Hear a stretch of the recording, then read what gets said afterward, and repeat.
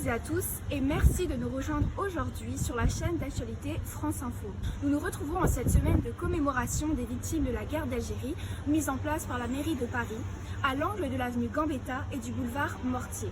C'est ici que la maire de Paris prendra la parole d'une minute à l'autre à l'occasion de l'inauguration de la rue Maurice-Audin, l'une des nombreuses victimes de cette guerre.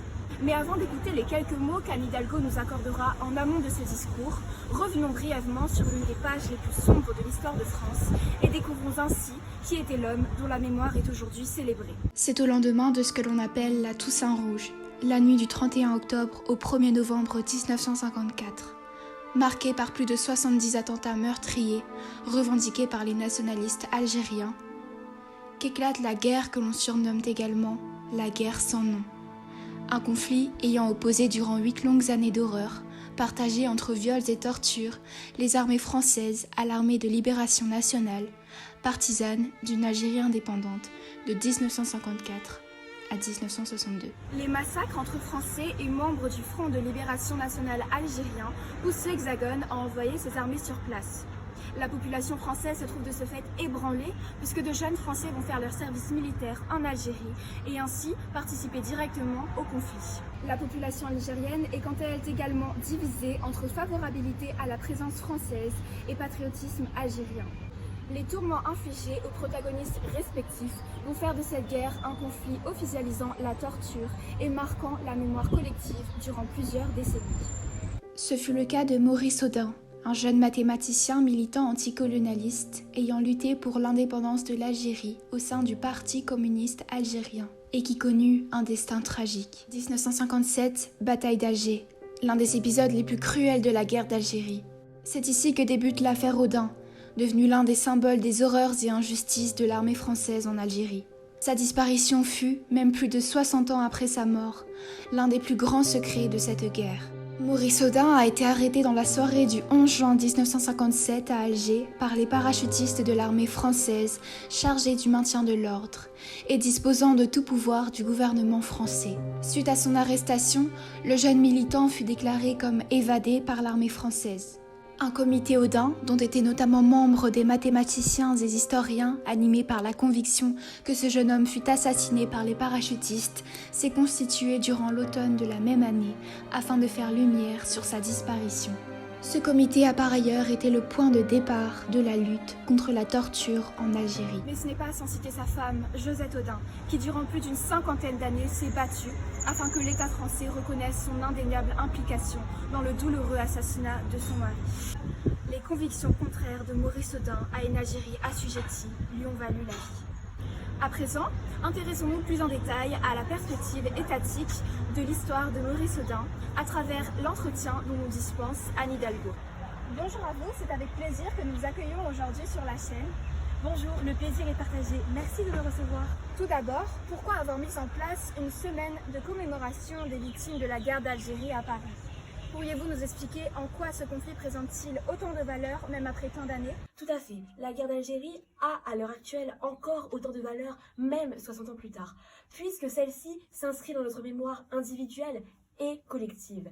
Elle fait partie intégrante de notre passé, mais également de notre présent, puisqu'elle constitue l'histoire commune de notre pays, de notre nation. La valeur et l'importance de cette guerre est notamment visible aux yeux du peuple algérien comme du peuple français, de par son aspect paradoxal. Les mémoires de chaque pays sont opposées, partagées, ce qui est malheureusement encore de nos jours source de tension entre les deux protagonistes de ce conflit. Dès le déclenchement de la guerre en 1954, l'État français fit tout pour minimiser les faits en ne qualifiant tout d'abord pas ce conflit de guerre, mais bien d'événement ou encore d'action de maintien de l'ordre. Puis, plusieurs lois d'amnistie furent votées dès 1962 afin d'assurer l'impunité des combattants. Ce n'est qu'au début des années 1970 que les mémoires de la guerre émergèrent au sein du public. Depuis quelques années, notre pays s'engage dans une reconnaissance de la responsabilité de l'État français avec l'intervention en 2014 du président de la République,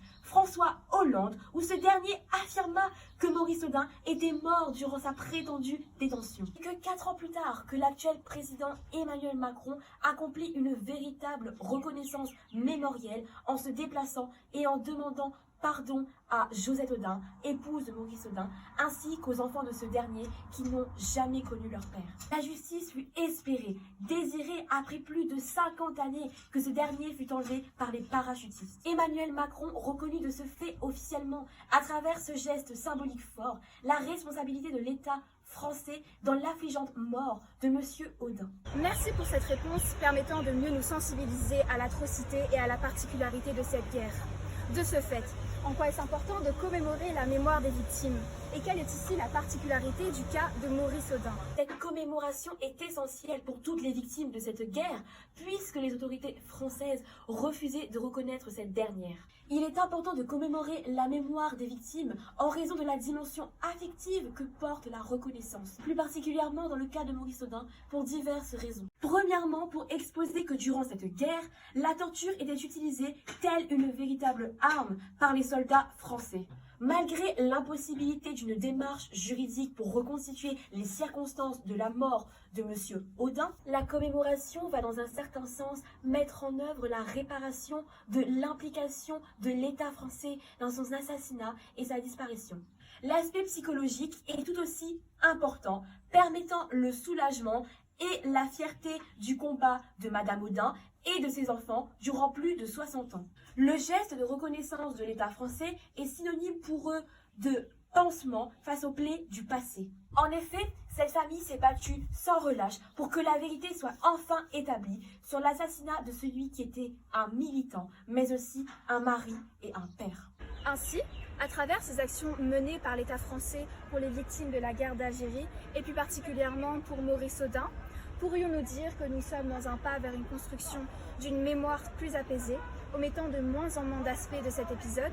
Je pense que ce geste symbolique et historique du président Emmanuel Macron marque une grande avancée vers la construction d'une mémoire apaisée. En effet, sa déclaration révèle et confirme l'existence d'un système de violence mis en place pendant la guerre d'Algérie. Des tortures étaient exercées et généralisées librement pendant la guerre d'Algérie. Cette reconnaissance montre une volonté de l'État français de ne plus être dans le déni, de ne plus fermer les yeux sur ce système de violence, et au contraire d'affirmer et de revêtir sa responsabilité concernant les crimes commis pendant cette guerre. Il est en définitive important de célébrer et accorder au passé mémoire et considération, car la commémoration, étymologiquement se souvenir ensemble, en ce qu'elle permet à une communauté de s'approprier une histoire commune, est au cœur de l'indicible solidarité qui fait un peuple.